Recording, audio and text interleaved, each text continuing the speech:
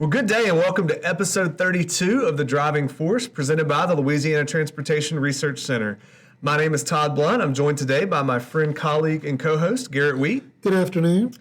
We're so excited that you've chosen to join us as we continue to highlight episode by episode the people and projects driving change in Louisiana transportation. For nearly 40 years, LTRC has merged the resources of state government and Louisiana's universities to identify, develop, and implement new technology to enhance many critical aspects of the transportation system here in Louisiana and beyond. We're continuing today in a 5-part series featuring the fantastic research work of LTRC's Special Studies Group. And on today's episode, we're privileged to have Dr. Ashifur Rahman joining us. Ashifur serves as LTRC's Planning and Intermodal Research Manager, a relatively newly appointed position, so congrats on that. Prior to that, he spent several years working with special studies in ITS, which is Intelligent Transportation Systems, Traffic, and Safety Research. So he has seen and done a lot in his time here. And over the next few minutes, we're going to hear several highlights from his recent work and how it has the potential to impact your life as a road user here in Louisiana. Let's step away for a moment before we begin our conversation with Dr. Rahman.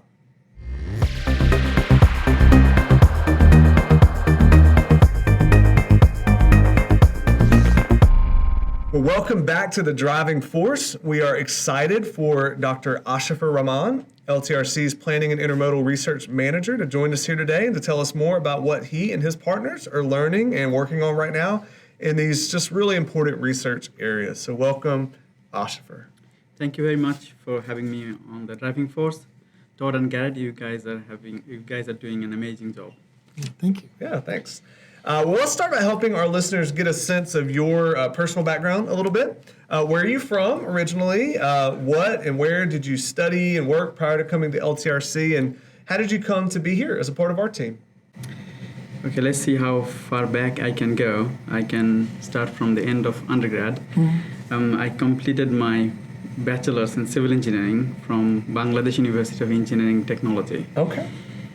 After my graduation, I had the opportunity to work for an international organization, International Road Assessment Program, and I worked on a safety project. It was a very big safety project.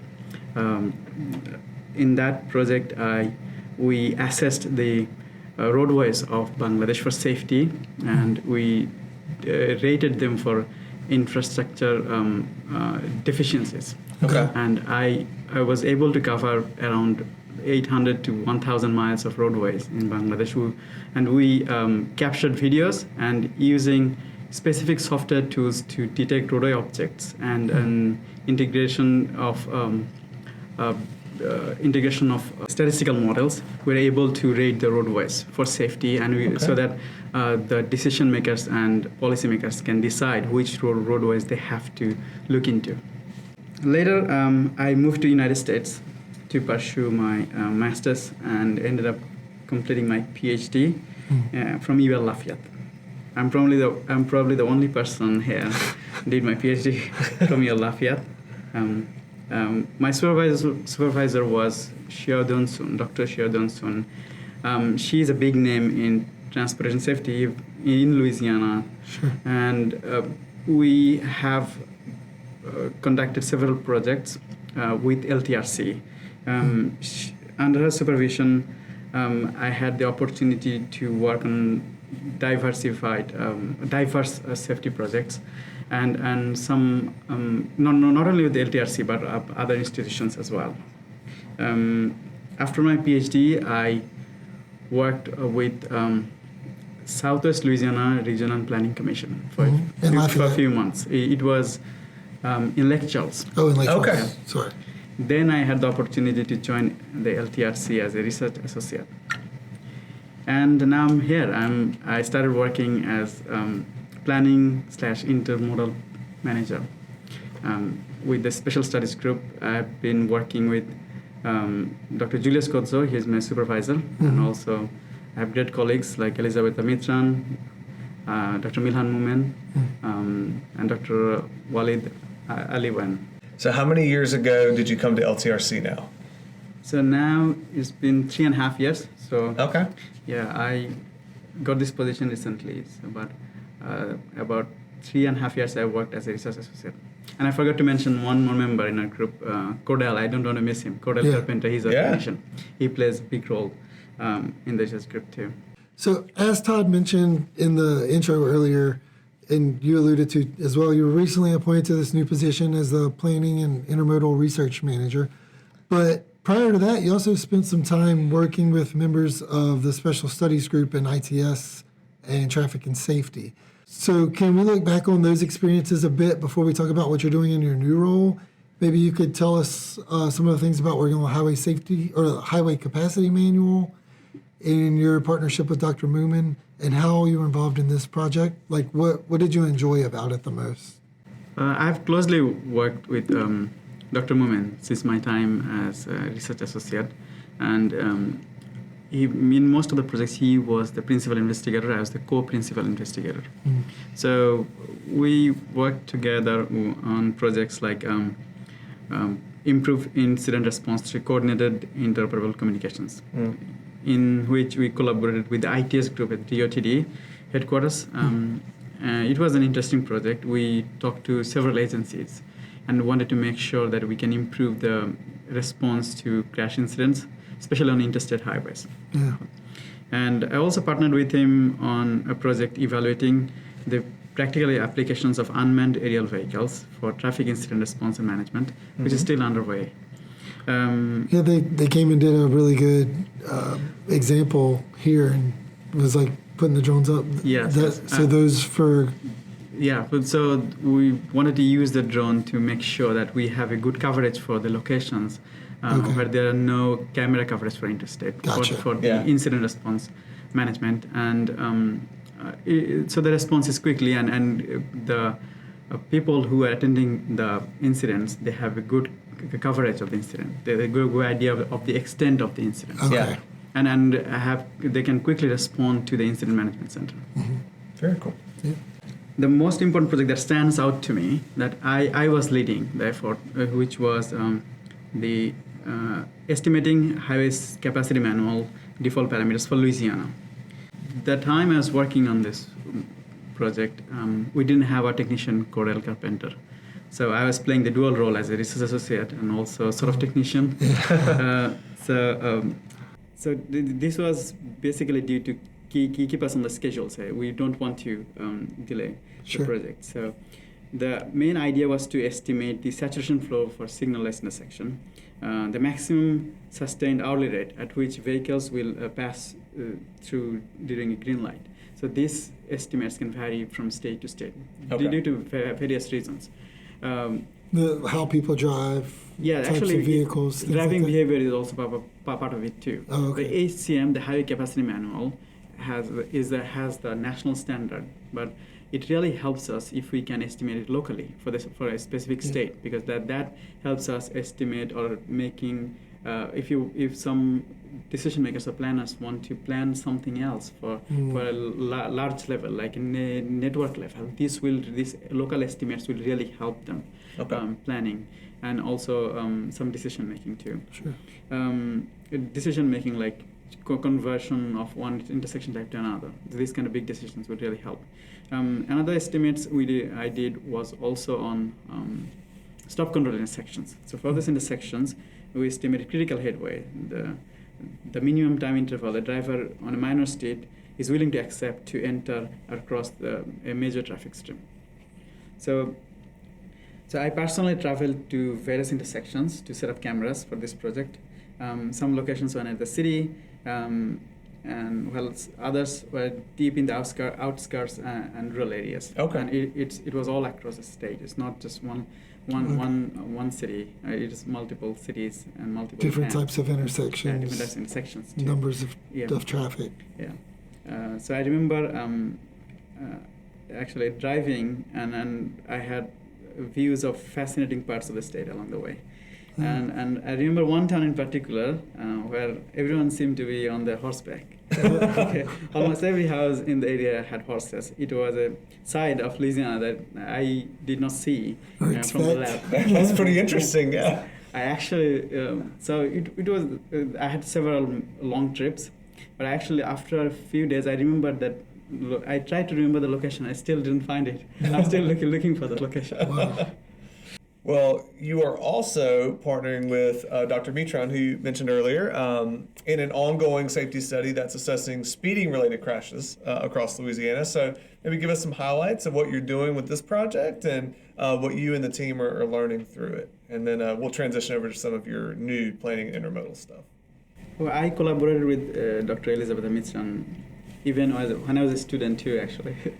And then after coming to LTRC, I also collaborated with her before this project. So this is a safety project, and the core purpose of this project is to conduct a comprehensive analysis of speeding-related crashes, both interstate and non-interstate roadways here in Louisiana, essentially to get a real handle of the true extent of speeding crash magnitude.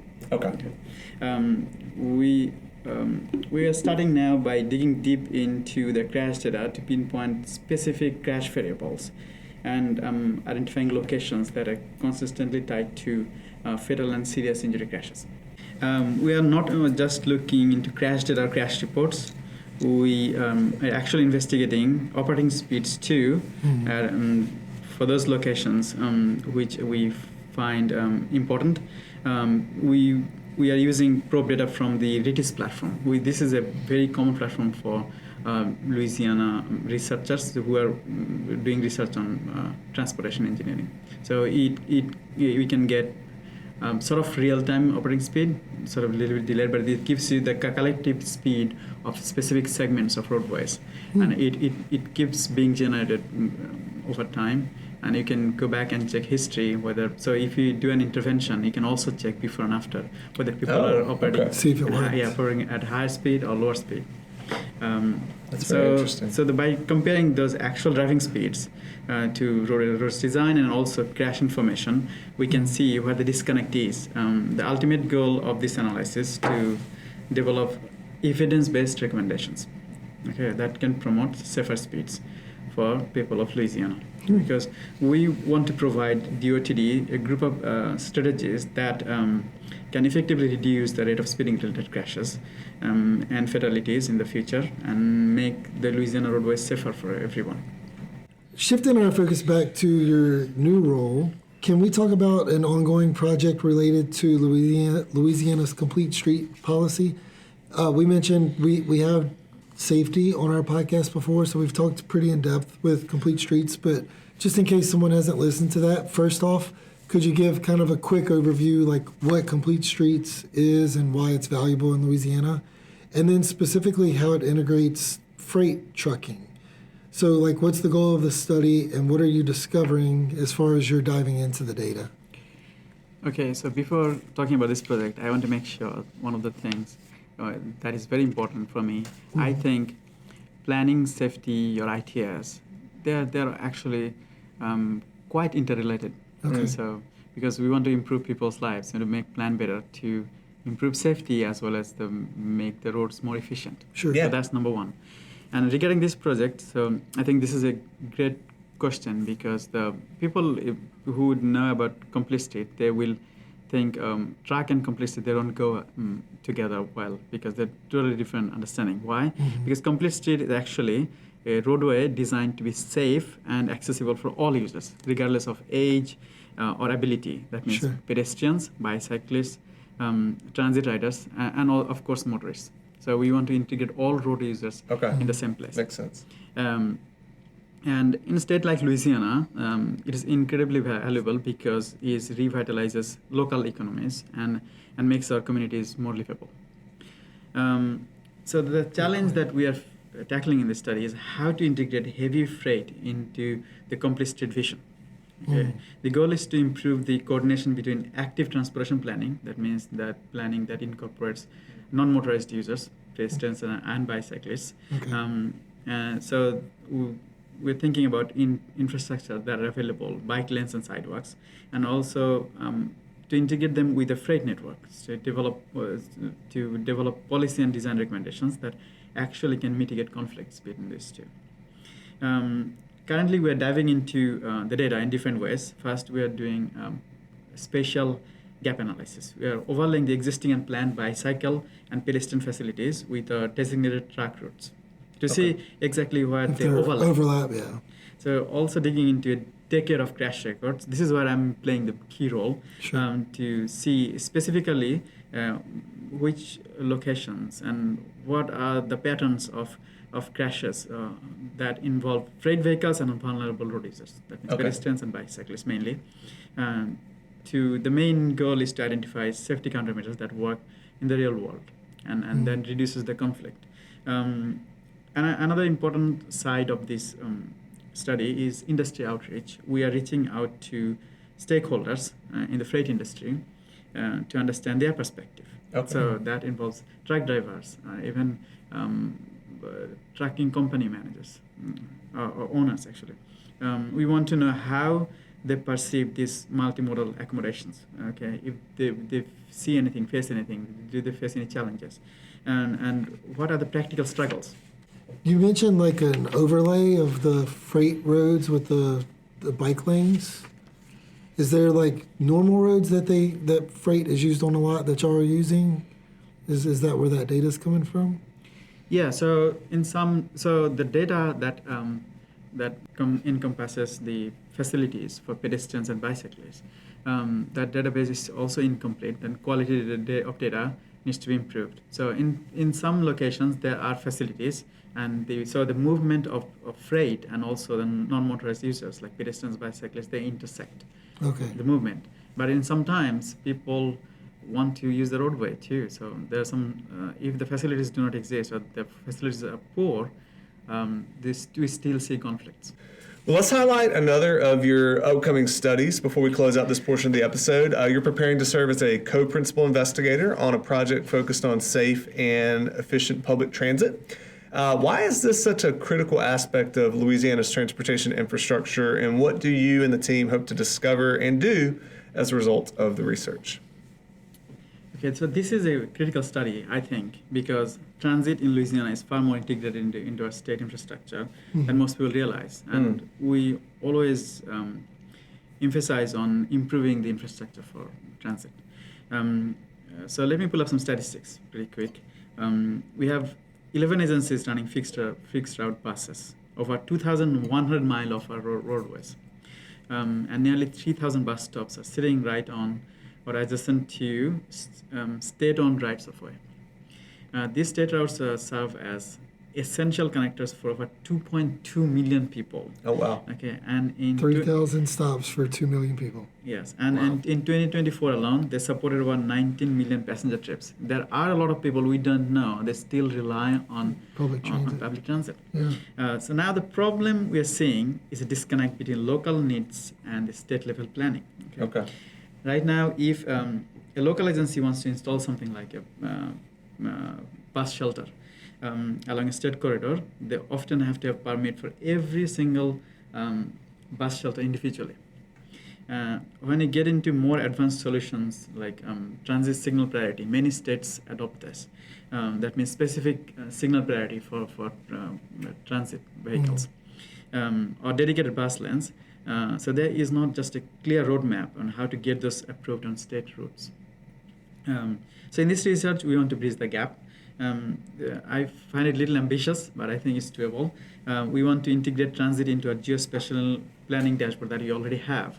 In that dashboard, we had sort of active mobility issues. That means different facilities for pedestrians and bicyclists. Okay. But we want to integrate transit into it. Okay.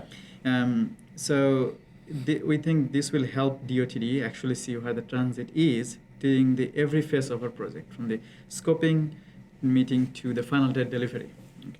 And we're also analyzing crash data, again, specifically around transit stops, because we know a disproportionate share of pedestrian crashes happen around the facilities. And that makes sense because there'd be a lot of people on foot in those areas. So there's a flow of traffic there, which many drivers don't expect.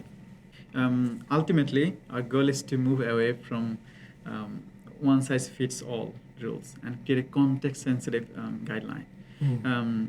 So we want to make it easier for local agencies to provide a safe, efficient experience for Louisianans who rely on bus to get to work every day. Sure. Thank you so much, Ashfur. Is there anything else you'd like to share with our listeners, either about your work or anything else that's going on here at LTRC? We want to give you the opportunity for the last word. Okay, last word. Okay. Yeah. LTRC. I have been working with LTRC for a long time, actually, during my time as a student to now as a planning manager, planning intermodal manager. So this has been a long journey with LTRC. If I think about my journey as a student and also as an employee, Sure. So I've been doing research with LTRC for a long time. So the best thing about LTRC that always fascinated me, that it is a sort of a cultural diverse group, but it is united by common goal of conducting successful research projects, aiming to save and improve people's lives. No matter what your ethnicity is, your background is, we are working for a common goal, and that is fascinating to me. So I, especially to be more specific, I consider the special studies group as my family. They're very close to me. We try to work together. We help out each other as much as we can besides our work, and I think we do well as a unit. And I'm very excited to work in my new role as planning and intermodal manager. Awesome. That's a common theme we've heard too, for sure. Yeah, definitely. Well said. Well said. Well, thank you, Dr. Rahman, for taking a few minutes out of your busy schedule today and tell us about the important work you do and how it benefits all of our transportation system users across the state. It really is fascinating work. All these episodes have been so interesting, the things that are being worked on here. We're really grateful that you're using your experience and expertise to do it. Before we go, we want to have a little bit of fun with you as well, and we're going to ask a few final lightning round questions. Garrett's going to ask these. These are just some things to help our listeners get to know you a little bit better. So Garrett, why don't you take it away? No pressure. This is the part I get nervous maybe. Well, it's all things you know. So Okay. you already mentioned you're originally from Bangladesh. Yeah. So we wanted to know what would be one of your favorite foods from your home country.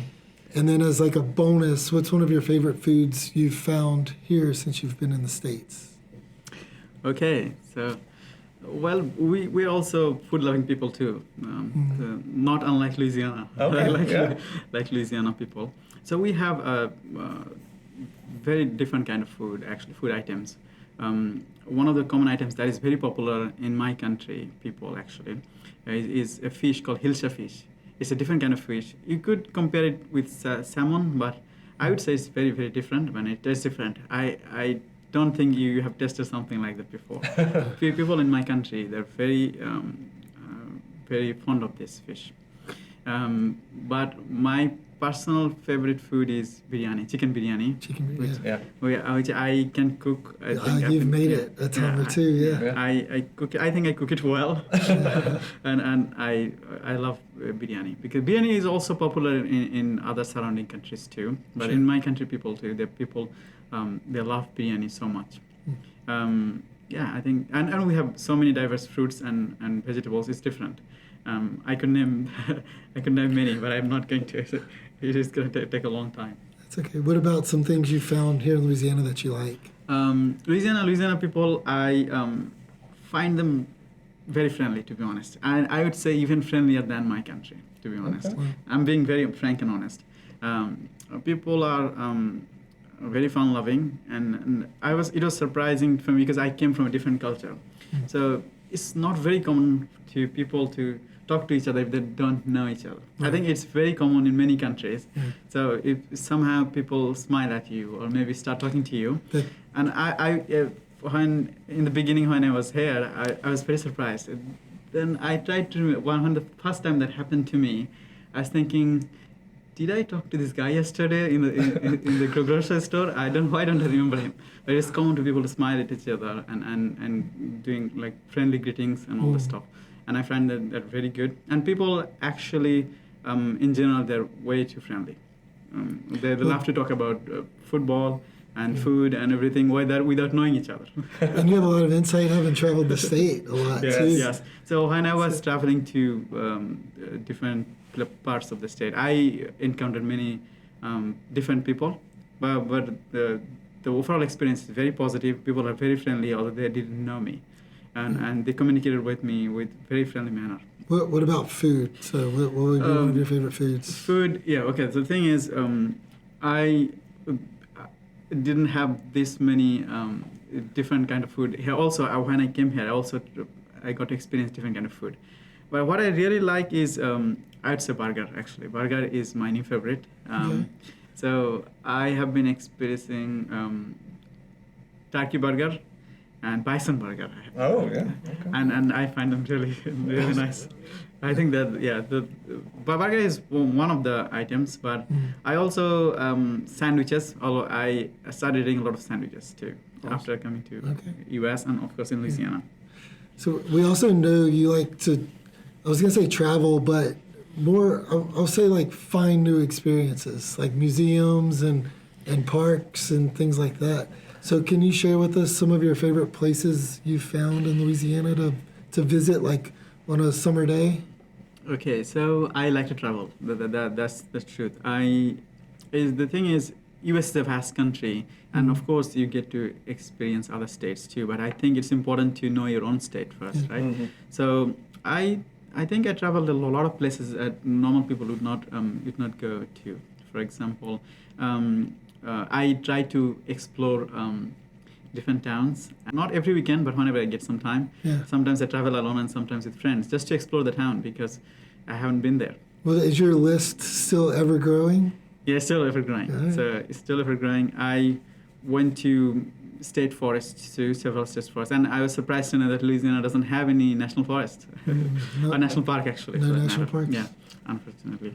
But I traveled many places, and sometimes some places are not as much as heard of, but I did travel. I looked at the list and said, hey, this is a town I have not visited, which is not very far from here. So it's 1 hour, 2 hours, 3 hours I drove and visited. And tried to explore new things. And there are different new people, and people are fascinated about some of this local stuff. And so if you had some friends or family come visit and you can only do one thing, to take them one place, where would you go? Actually, this would be a little different. It's not a specific town. I would take them to the Second World War Museum that I visited in New Orleans. I think that's one of the best museums I've ever visited. And because I like history and I love the perspective of different perspectives of Second World War, although it was violent, but the perspectives were really good, and there are different nuances of this. I love those, and the museum is very well built and very well planned, and I could go tomorrow actually. Sure. Yeah, that's a wonderful museum. One of my favorites as well. Yeah. So I'll take my families. If they didn't visit that place, I'd definitely take them to that place. Awesome. Yeah, that place. Yeah, thanks. All right, last one. You, like me, are also very techie and self-proclaimed nerd. Probably not as much as you. Oh, well, there's not a lot of us around here, so you got to take it. Can you share with us maybe one of your favorite pieces of like technology or hardware or even like an app that is very either niche or not really popular? Something somebody might not have heard of, maybe. Okay, so if I have to, I'm not sure there's uncommon. So I use so many uncommon devices. I do explore gadgets too, but that doesn't mean I use all of them. No, that's all right. But I have several devices that I use regularly. But I think for someone like me, it would be a little bit unconventional. I have e-book readers, 3 of them. 3 e-book readers? 3 of them, yeah. In addition to my iPad and MacBook and my iPhone.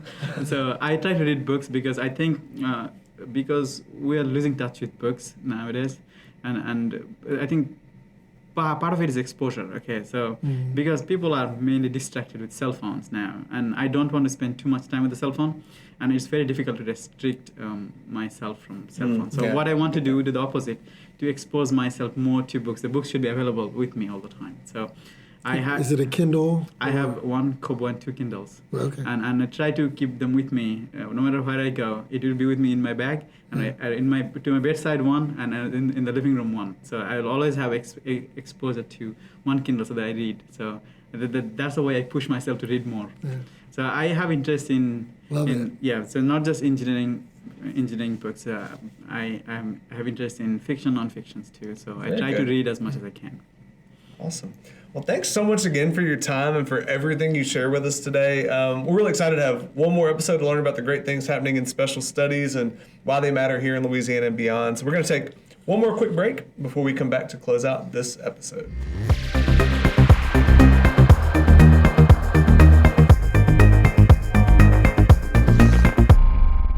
Well, that's a wrap on episode 32 of The Driving Force, presented by the Louisiana Transportation Research Center. You can learn more about what's happening at LTRC on a daily basis by visiting us online at ltrc.lsu.edu or on social media through Facebook, X, LinkedIn, and YouTube.